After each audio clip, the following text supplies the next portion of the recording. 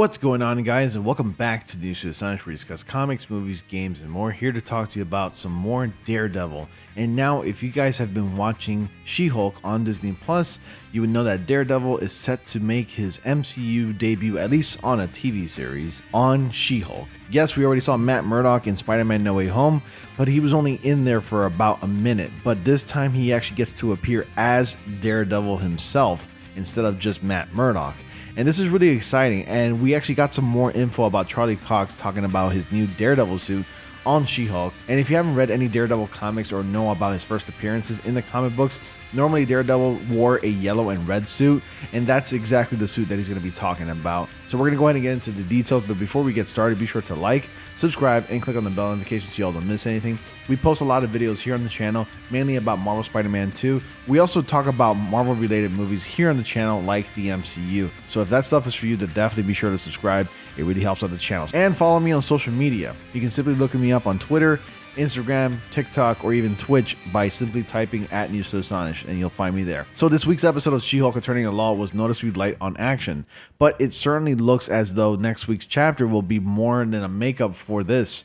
In the final moments of the episode, viewers learned that supersuit designer Luke Jacobson also counts Matt Murdock Daredevil as one of his famous clients. He even crafted a new yellow costume from Marvel's Man Without Fear that harkens back to the character's early comic book appearances. Now, Charlie Cox is opening up about what it's like to slip back into DD's signature threads. Cox offered new insight into the design process while speaking with Rotten Tomatoes at last weekend's D23 Expo. Surprisingly, it wasn't as simple as grabbing one of his old suits from Netflix's Daredevil series out of storage and then giving it a paint job. Although the costume department had the basic look of the costume to use as a template, they still needed to start over from scratch, and Cox was just as stunned by the new color scheme as anyone else. So honestly, before I continue reading this article, I honestly believed that it was the Daredevil Netflix series costume, only with a new paint job, but it's actually a little bit more complicated than that apparently. I mean, I don't know, maybe it's just me, but it looks nearly identical to the original costume that we saw on Netflix, but it has a gold helmet, and it's got some gold patterning and coloring on the suit. So Charlie Cox says, yeah, so I had to go to LA to have a fitting, said Cox, and I walk in, and I can say this now. I walk in, I knew I wasn't going to wear it in Spider-Man. I knew that much. But whilst we're doing Spider-Man, we were getting ready to do She-Hulk. And so I got to go to LA to a fitting, and I walk in, and the suit is hanging there. But then there's this picture, there's a drawing on the wall, and it has the gold and red. And I was like, no way. It's funny because when you play the character this long, you're emotionally connected to the fans' response, added Cox. So you see something like that, and it means something to you, but you know what it means, what it's going to mean. Like, you start to have a sense of how people are going to respond to that. So I saw that, and then they came in with it, and I'm like, oh man, this is unreal. The 6th episode of She-Hulk Attorney at Law hits Disney Plus next Thursday, September 22nd. You guys let me know your thoughts. Have you been watching She-Hulk? I'm not going to give my entire review about the She-Hulk series, but I will say this. She-Hulk has been just okay as background noise, if I had to put it lightly, because She-Hulk is not groundbreaking and She-Hulk isn't something amazing. And She-Hulk is certainly not really that much of an interesting character. At least from my point of view, I haven't had a reason to really care so much about this character other than the fact that she's related to Bruce Banner, who is the Hulk. Nothing about this character screams, oh, I really care about it. Yes, I have been getting up early to watch the episodes because I have to go to work in the morning, so I try to catch the episode at least before I start. Aside from that, each episode is only half an hour long. I've actually been looking forward to this moment, at least when Daredevil Matt Murdock shows up in She-Hulk, because like She-Hulk, Matt Murdock is also a lawyer. So this is actually going to be a very interesting episode, and I think it's going to be the one episode where it gets millions and millions of people watching the episode, because honestly, from what I know, it's not performing as well based on what I've seen on Rotten Tomatoes and based on the critics. And I don't know if this is just me, but it feels like this show doesn't really know exactly where it's going in terms of direction, because I feel like it's kind of lost within each episode.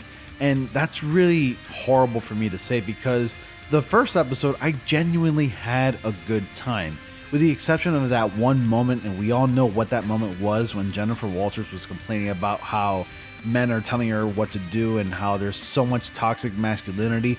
I'm only paraphrasing it. Really, that's not exactly what she said, but she made it seem like her life is completely more complicated and much more difficult and worse than Bruce Banner was, when Bruce Banner had to go through a lot of, trouble, like severe trauma, being chased down for years, living in, different countries, working odd jobs, attempted suicide, and the list goes on. And we all know that moment and that I'm talking about. But aside from that, this show, again, doesn't seem like it has a direction, and each episode ends up being very episodic, where something different happens.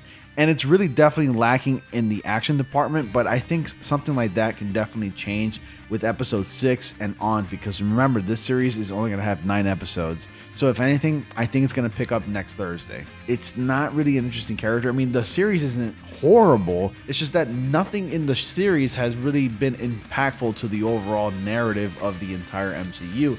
Yes, they already said that it was going to be just a lawyer show, and every episode seems very episodic. I mean, one is not connected to the other. It's just a different episode every single week.